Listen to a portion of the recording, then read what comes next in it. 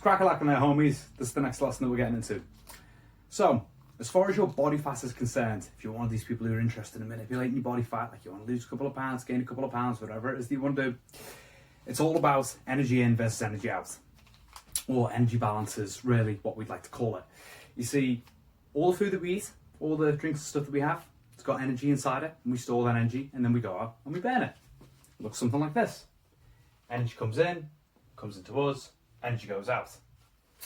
If, however, the amount of energy that we consume in is higher than the amount of energy that goes out, we will store this excess energy as body fat. Ooh. Boom. If the amount of energy that comes in is lower than the amount of energy that goes out, either because we are eating less energy or we are burning more energy, so we've got a higher energy output, then we turn to the stored calories that we banked, and that's how we burn body fat.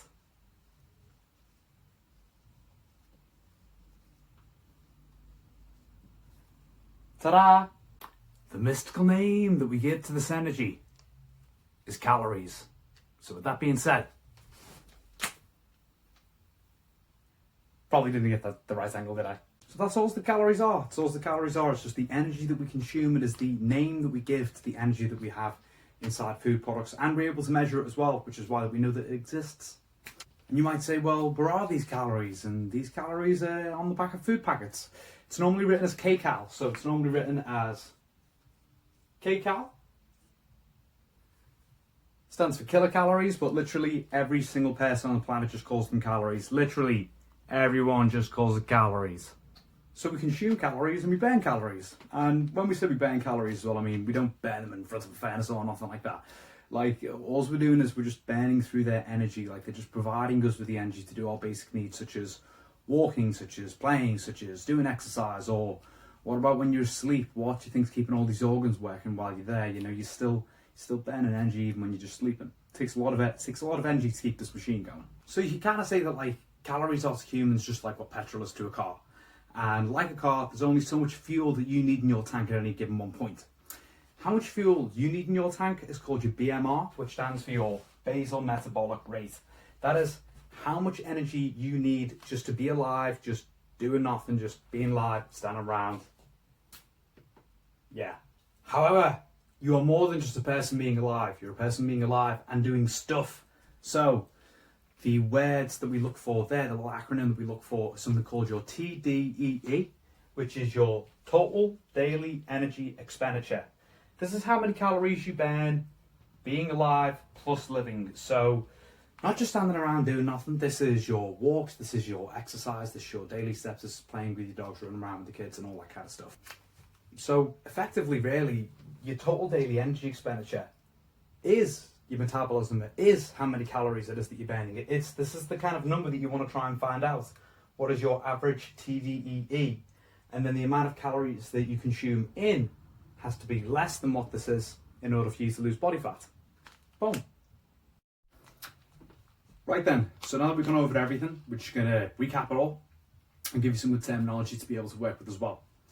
So, when the energy in is higher than the energy out, that's when we gain body fat, and the energy that we consume we call calories. So, when the energy in is more than the energy out, we call that being in a calorie surplus. A calorie maintenance is when the energy in, aka the calories in, matches the TDEE, which is the total daily energy expenditure, the amount of calories going out. When we're in a calorie deficit, that is when the amount of calories that are coming in is less than the amount of calories going out. It's less than the total daily energy expenditure. And if our total daily energy expenditure is less than the amount of calories that we're taking in, then we will tend to use our stored body fat to be able to fill up that energy deficit, and that is how we lose fat. Boom. So, boom. Now that you're aware of all these terminologies, now that you're aware the calories exist and all this kind of stuff, here is what your homework is. It's very simple, very simple. All I want you to do is just to memorize this kind of information. Get it jotted down, get it written down into another little notepad or something if you need to, but start to learn about it, because if you follow any other personal trainers or like health professionals in general, chances are they're going to be using the same kind of terminology. So it's very, very useful for you to learn, not just for an R group, but just for any other kind of informative learning that you want to get out there. And the other bit of homework that I would have you do is not set like a specific goal about the amount of calories that you need just yet. You know, we'll cover that in another video, but just start checking on the back of food packets and start being aware of how many calories are in some things. So pick up a food packet and just look on the back and be like, oh God, that's what's inside there. If you would like something that can help you out with that, you can download an app called MyFitnessPal. That's MyFitnessPal. That's an app that allows you to just scan foods and it just comes up like you scan the barcode and tells you how many calories are inside it. Just start getting an awareness for calories right now, that they do exist. Learn this terminology, start checking out some of the food packets.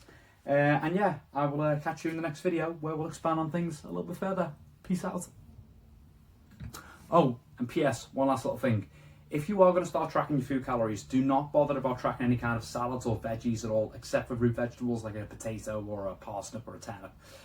The reason for that is just because salads and veggies and stuff have negligible amounts of calories inside them. It's really not worth the hassle because they basically have nothing in them, which is why people probably encourage you to eat so much of it. So yeah, catch you in the next video, homies. Take care.